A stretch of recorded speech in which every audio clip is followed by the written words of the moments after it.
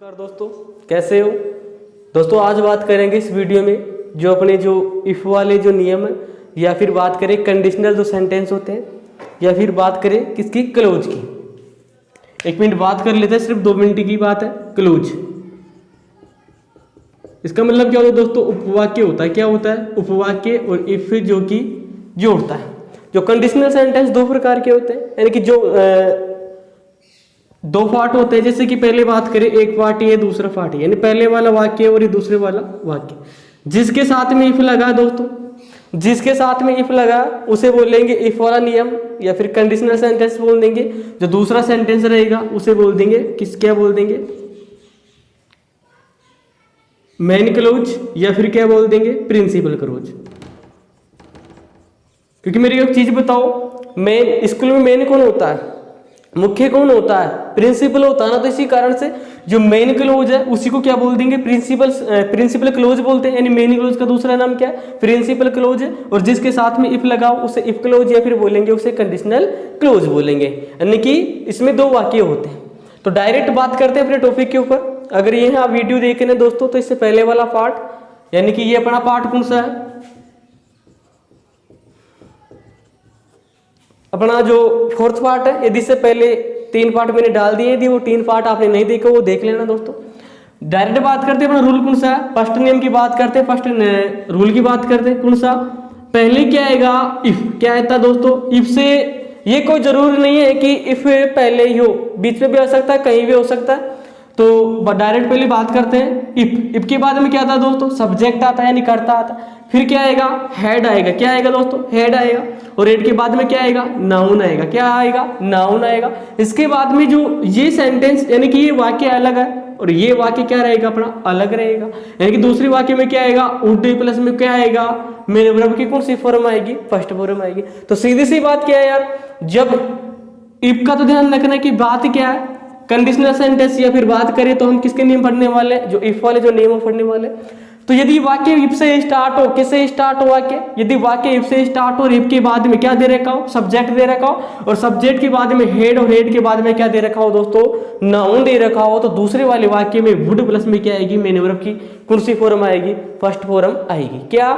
यदि वाक्य इफ से स्टार्ट और इफ के बाद में सब्जेक्ट, सब्जेक्ट के बाद में हेड, और हेड के बाद में क्या दे रखा हो, नाउन दे रखा हो, तो दूसरे वाले वाक्य में क्या आएगा, वुड हैव, वुड प्लस में वर्ब की कौन सी फॉर्म आएगी, वर्ब की फर्स्ट फॉर्म आती है।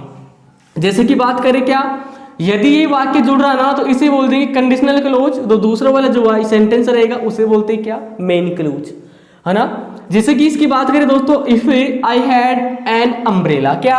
If I had an umbrella. तो सीधी सी बात है यार, वाक्य किससे स्टार्ट है, डायरेक्ट किससे स्टार्ट है, इफ से वाक्य स्टार्ट है। क्या दे रखा, हेड आ गया अपना, और हेड के बाद में क्या आना है जरूरी, नाउन।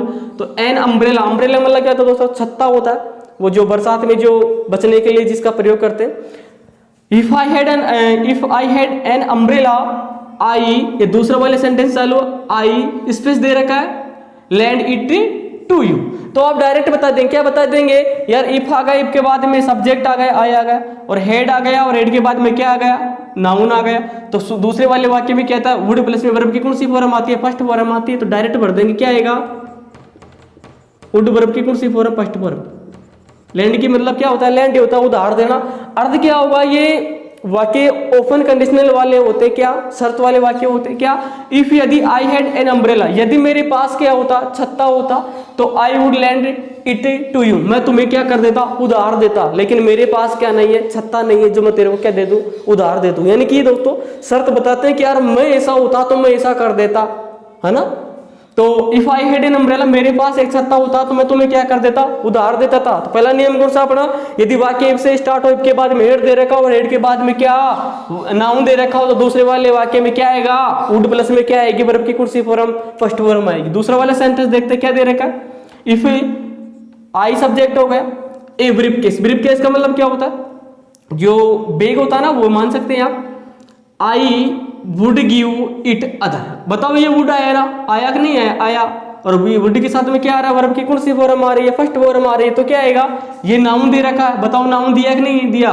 तो क्या आ जाएगा दोस्तों, यहाँ क्या आ जाएगा, हेड। यानी if I had a briefcase, यदि मेरे पास क्या होता, ब्रीफ केस होता, तो I would give to it to her, तो मैं उसको क्या कर देता, इस ब्रीफ केस को दे देता, लेकिन मेरे पास ब्रेव केस नहीं है, ब्रेव केस नहीं है, तो मैं उसे ब्रेव केस कैसे दूं।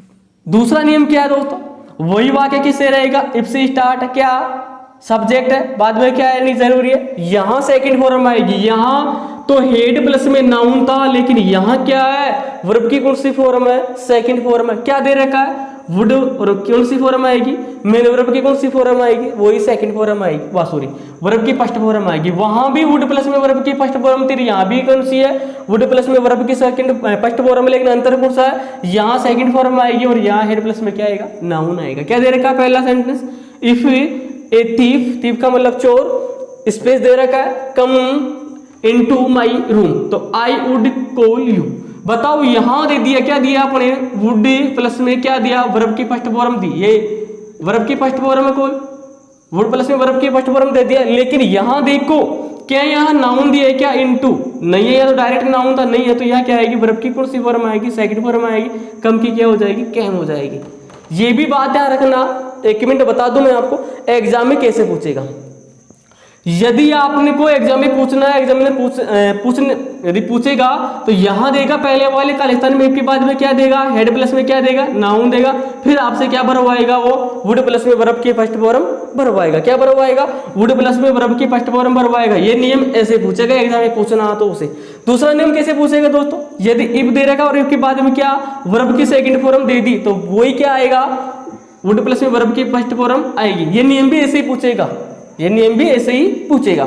तो क्या अर्थ हुआ, इफ यदि ए थीफ, एक चोर, केम इनटू माय रूम, यदि एक चोर यानी कि जो चोर यदि मेरे कमरे में आता है तो आई वुड कॉल यू, मैं तुम्हें क्या कर दूंगा, कॉल कर दूंगा। यदि चोर मेरे कमरे में आता है तो मैं तुम्हें क्या कर दूंगा, कॉल कर दूंगा। चोर मेरे कमरे में आया नहीं, मैं कॉल कर दूं। तो ये भी कंडीशनल वाले सेंटेंस है। तो ध्यान क्या रखना, जब यहाँ वर्ब की सेकंड फॉर्म इफ के बाद में वर्ब की सेकंड फॉर्म आ जाए तो दूसरे वाले वाक्य में वुड प्लस में क्या आएगी दोस्तों, वर्ब की फर्स्ट फॉर्म आएगी। यदि यहाँ हेड प्लस में नाउन दे रखा हो दूसरे वाले वाक्य में, वो वुड प्लस में वर्ब की फर्स्ट फॉर्म आएगी। तीसरा, इसका दूसरा सेंटेंस देखते हैं, इफ सी डाइट, डाइट बताओ क्या है, वर्ब की सेकंड फॉर्म है, तो आप भर देंगे, बताओ क्या आएगा।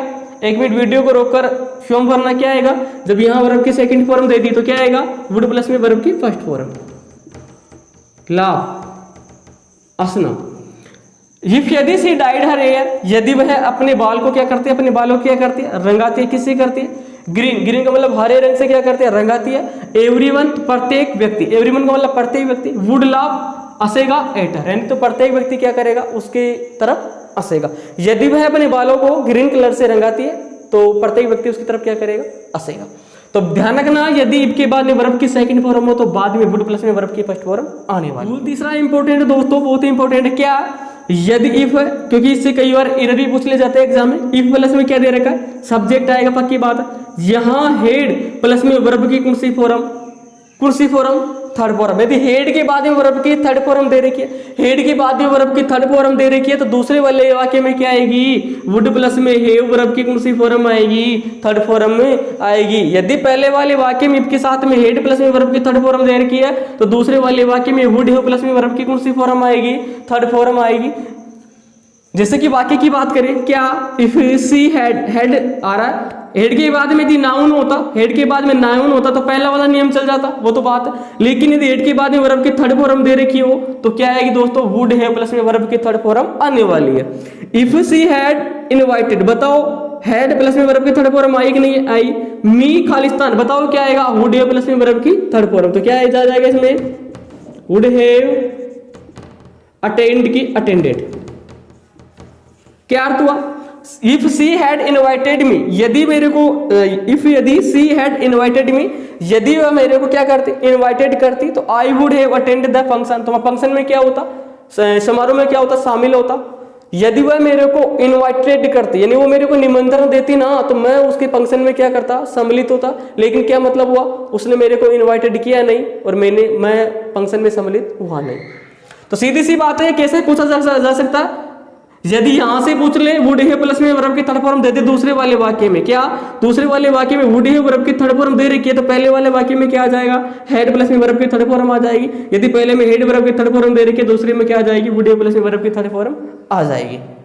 जैसे कि दूसरे वाले सेंटेंस की बात करें, क्या दे रखा, if he space come to me, कोई सेंस नहीं निकला यहाँ तक, आई वुड हैव हेल्प्ड। बताओ यहाँ क्या दे दिया उसने, दूसरे वाले सेंटेंस में वुड हैव क्या दे दिया, हेल्प्ड, यानी वुड हैव वर्ब की कौन सी फॉर्म दे दी, थर्ड फॉर्म दे दी। तो नियम कौन सा था अपना, क्या हैड प्लस में वर्ब की कौन सी फॉर्म आएगी, थर्ड फॉर्म आएगी। तो यहाँ क्या आएगा, हैड कम की क्या हो जाएगी, कम केम और कम, कम केम और कम। इफ यदि he had come to me, he had come to me, यदि वह मेरे पास आता, I would have helped you, तो मैं उसकी क्या करता, सहायता करता। यदि वह मेरे पास आता तो मैं उसकी क्या करता, सहायता करता, लेकिन वह मेरे पास आया नहीं और मैंने सहायता की नहीं। तो सीधी सी बात याद रखना, यदि दूसरे वाले सेंटेंस में वुड हैव वर्ब की थर्ड फॉर्म दे रखी है तो पहले वाले वाक्य में हैड वर्ब की थर्ड फॉर्म आने वाली है। एक चीज बताऊं मैं दोस्तों आपको, यहां वुड की जगह क्या, यहां वुड भी आ सकता है, माइट भी आ सकता है, प्लस में क्या आ सकता है, वुड भी आ सकता है। लेकिन आपको पता होना जरूरी है कि वुड आएगा तो वो निश्चित बताता है, क्या सर्टेन बताता है, किसी चीज को क्या बताता है, निश्चित। माइट का बताता है संभावना, क्या बताता है दोस्तों, संभावना बताता है, पता आपको। और कुड क्या बताएगा, पता होता आपको, कुड बताएगा जैसे कि एबिलिटी यानी योग्यता, एबिलिटी बताएगा। यानी कि यहां वुड की जगह माइट भी आ सकता है, यानी मे का पास्ट क्या है, माइट है, कैन का पास्ट क्या है, कुड है। तो यहां कुड भी आएगा तो वो योग्यता को बताएगा, एबिलिटी को बताएगा, माइट आएगा संभावना को बताएगा, और वुड आएगा वो निश्चय बताता है कि ऐसा होता तो ऐसा करता हूं। जो फोर्थ आगे करते क्या दे रखा, इफ प्लस में वर, इफ प्लस में क्या, वर वाले के प्रयोग से भी कंडीशनल सेंटेंस बनाए जाते हैं। हाँ क्या, किस प्रकार से, जैसे कि यहां दे रखा, क्या दे रखा, if I were, if I were you, I space forgive him. यदि यहां समझना, यदि इफ के बाद में वर दे रखा हो, क्या वर दे रखा हो, आई वर यू, दोस्तों यहां देखना, आई were you, I were you, इसका मतलब होता है मैं तुम्हारी जगह होता, तुम्हारी जगह है होता। इफ आई वर यू, यदि मैं तुम्हारी जगह होता तो आई, वही सीधी सी बात है, जब यहां पर आएगा तो वही यहां क्या आएगा, वुड प्लस में वर्ब की क्या आएगी, फर्स्ट फॉर्म आएगी, यानी कि फॉर यू का फॉरगिव। ऐसे कैसे, इफ यदि आई वर यू, मैं तुम्हारी जगह होता तो आई वुड फॉरगिव हिम, मैं उसे क्या करता, माफ कर देता। यानी कि दोस्तों जब आई, जो यदि ऐसा सेंटेंस बनेगा, इफ आई वर वाला यू, आई वर यू, तो आई वर यू का मतलब यहां होगा मैं तुम्हारी जगह होता, आई वर यू मतलब क्या होगा, मैं तुम्हारी जगह होता। इफ आई वर यू, यदि मैं तुम्हारी जगह होता तो आई वुड फॉरगिव हिम, तो मैं उसे क्या कर देता, क्षमा कर देता। दूसरी बात करते हैं, if I were, if I were a bird I would fly in the sky. खास अगर मैं पक्षी होता तो I would fly in the आकाश, यानी कि खास अगर मैं क्या होता, एक पक्षी होता, पक्षी की तरह होता, एक पक्षी होता तो मैं कहाँ उड़ता, आसमान में उड़ता। लेकिन मैं पक्षी नहीं हूं जो कि आसमान में उड़ू, पक्षी भी नहीं हूं और नहीं उड़ूंगा। तो सीधी सी बात दोबारा आएगा तो बाद वाले वाक्य वुड प्लस में वर्ब की क्या आएगी, फर्स्ट फॉर्म या आएगी। ये बेस बात ध्यान रखना, यदि यहाँ पर दे रखा है तो दूसरे वाले वाक्य वुड प्लस में वर्ब की फर्स्ट फॉर्म। पांचवा नियम क्या, जब मेन क्लोज में फ्यूचर का प्रयोग किया गया है, फ्यूचर टेंस का प्रयोग किया गया हो, तो इफ क्लोज में विल सेल का प्रयोग नहीं होगा। क्या मैंने पहले बताया था, क्या बताया था, यदि जो सेंटेंस किससे, इफ से जुड़ा हुआ हो, किससे जुड़ा हुआ हो, जो सेंटेंस इफ से जुड़ा हुआ हो उसे बोलेंगे इफ क्लोज। क्या बोलेंगे दोस्तों, इफ क्लोज बोलेंगे। और जिसके साथ इफ नहीं लगा उसे क्या बोलेंगे, मेन क्लोज बोलेंगे। क्या बोलेंगे, मेन क्लोज, या फिर क्या बोलेंगे, प्रिंसिपल क्लोज। क्या, प्रिंसिपल क्लोज बोलेंगे। तो यहां क्या दे रखा, यदि मेन क्लोज किस में हो, फ्यूचर में हो, तो जो इफ वाली जो क्लोज होगी उसमें विल सेल का प्रयोग नहीं होगा। मैं आपको एक चीज बताऊं, क्या, यदि इफ वाला जो सेंटेंस, यदि इफ वाला सेंटेंस प्रेजेंट टेंस में है तो बाद वाला यानी जो मेन क्लोज होगी किस में होगी दोस्तों, फ्यूचर टेंस में होगी। यदि दूसरा वाला मेन क्लोज फ्यूचर टेंस में है तो इफ क्लोज वाला किस में होगा, प्रेजेंट टेंस में होगी। जैसे कि क्या दे रखा है, पहला सेंटेंस की बात करें, if it space ran he will not come in time. बताओ, देखो यहां कॉमा दिया गया ना, तो ये सेंटेंस कौन सा सेंटेंस अपना, इफ वाला, इसको बोलेंगे इफ क्लोज। और जो दूसरा वाला ये सेंटेंस इसे बोलेंगे क्या, मेन क्लोज बोलेंगे या फिर प्रिंसिपल क्लोज बोलेंगे। यानी ये तो प्रिंसिपल क्लोज या फिर मेन क्लोज, ये कौन सा क्लोज, इफ वाला क्लोज है। कौन सा, इफ वाला क्लोज। जैसे कि बात करें, क्या दे रखा है यहाँ, यदि मेन क्लोज कौन सी, यहां दे रखा था अपना क्या, यदि मेन क्लोज फ्यूचर में हो तो, यदि देखो मेन क्लोज अपनी किस में फ्यूचर है, शैल विल का प्रयोग किया गया, तो दोस्तों यहां जो इफ वाली क्लोज होगी वहां विल शैल का प्रयोग नहीं होगा, कभी भी नहीं होगा, बल्कि किसका प्रयोग होगा, प्रेजेंट टेंस का ही प्रयोग होगा। तो यहां क्या हो जाएगी, रेन्स। इफ यदि इट रेन्स, यदि वर्षा होती है तो ही will not come in time, तो वह समय पर नहीं आएगा। यदि वर्षा हो जाती है, यदि वर्षा हो जाती है तो वो समय पर नहीं आएगा।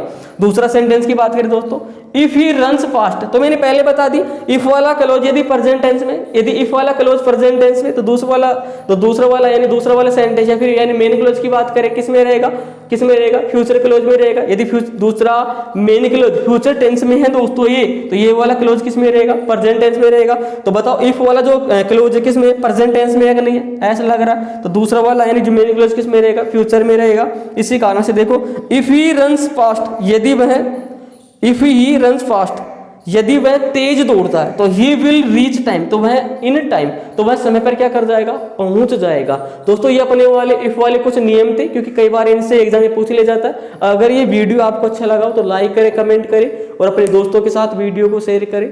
और जो आपके साथी हो जैसे कि 10th क्लास वाले, 9th क्लास वाले, उनको भी चैनल के बारे में बताएं कि यार वो चैनल चल रहा है, और चैनल के ऊपर पूरी जानकारी दी जाएगी 10th क्लास में, प्लस में 12th क्लास लेवल की भी। जय हिंद, जय भारत दोस्तों।